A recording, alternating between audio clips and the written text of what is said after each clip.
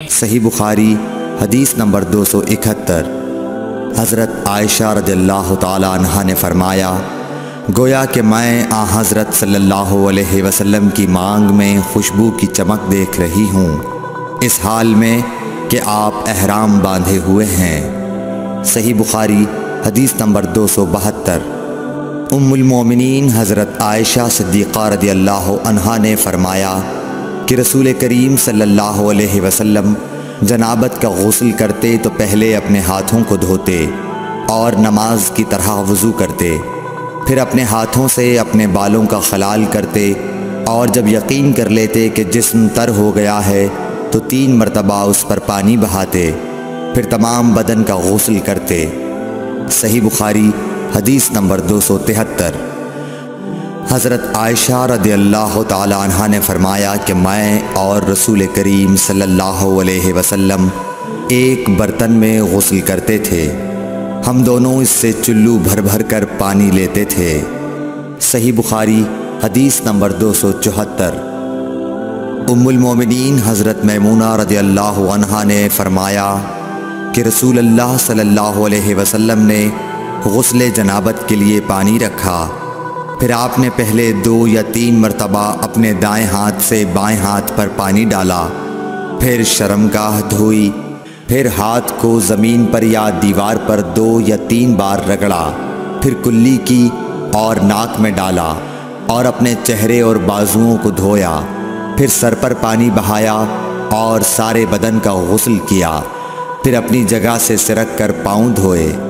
حضرت میمونہ رضی اللہ عنہا نے فرمایا کہ میں ایک کپڑا لائی تو آپ نے اسے نہیں لیا اور ہاتھوں ہی سے پانی جھاڑنے لگے۔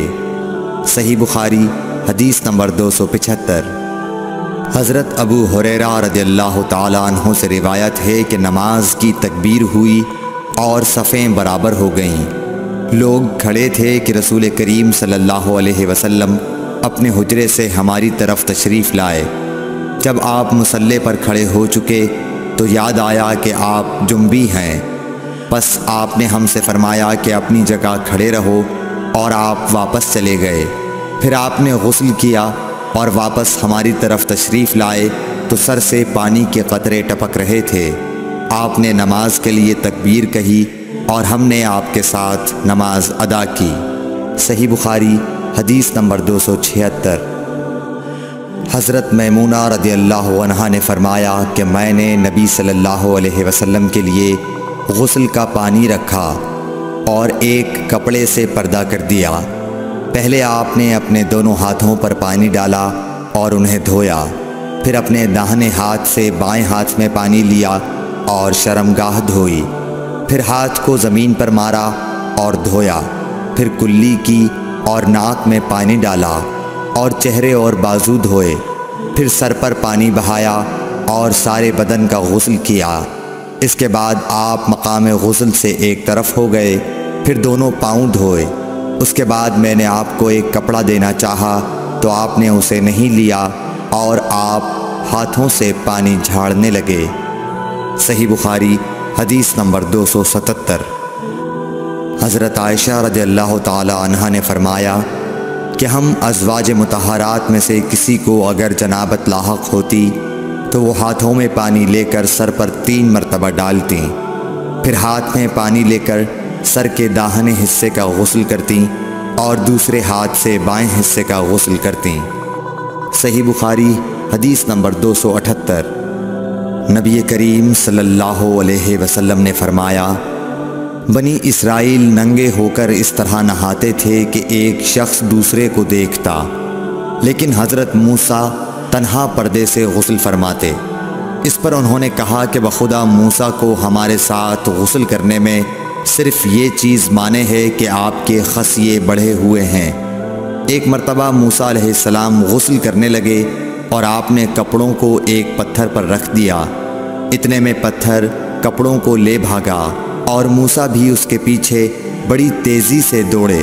آپ کہتے جاتے تھے، اے پتھر میرا کپڑا دے، اے پتھر میرا کپڑا دے۔ اس عرصے میں بنی اسرائیل نے موسیٰ علیہ السلام کو ننگا دیکھ لیا اور کہنے لگے کہ بخدا موسیٰ کو کوئی بیماری نہیں، اور موسیٰ علیہ السلام نے کپڑا لیا اور پتھر کو مارنے لگے۔ ابو ہریرہ رضی اللہ تعالیٰ عنہ نے کہا کہ بخدا اس پتھر پر 6 یا 7 مار کے نشان باقی ہیں۔ صحیح بخاری حدیث نمبر 279۔ نبی کریم صلی اللہ علیہ وسلم نے فرمایا، ایک بار ایوب علیہ السلام ننگے غسل فرما رہے تھے کہ سونے کی ٹڈیاں آپ پر گرنے لگیں۔ حضرت ایوب علیہ السلام انہیں اپنے کپڑے میں سمیٹنے لگے۔ اتنے میں ان کے رب نے انہیں پکارا کہ اے ایوب، کیا میں نے تمہیں اس چیز سے بے نیاز نہیں کر دیا جسے تم دیکھ رہے ہو؟ ایوب علیہ السلام نے جواب دیا، ہاں تیری بزرگی کی قسم، لیکن تیری برکت سے میرے لیے بے نیازی کیوں کر ممکن ہے۔ صحیح بخاری حدیث نمبر 280۔ ام ہانی بنت ابی طالب کو یہ کہتے سنا کہ میں فتح مکہ کے دن رسول اللہ صلی اللہ علیہ وسلم کی خدمت میں حاضر ہوئی تو میں نے دیکھا کہ آپ غسل فرما رہے ہیں اور فاطمہ رضی اللہ تعالیٰ عنہ نے پردہ کر رکھا ہے۔ نبی اکرم صلی اللہ علیہ وسلم نے پوچھا، یہ کون ہیں؟ میں نے عرض کیا کہ میں ام ہانی ہوں۔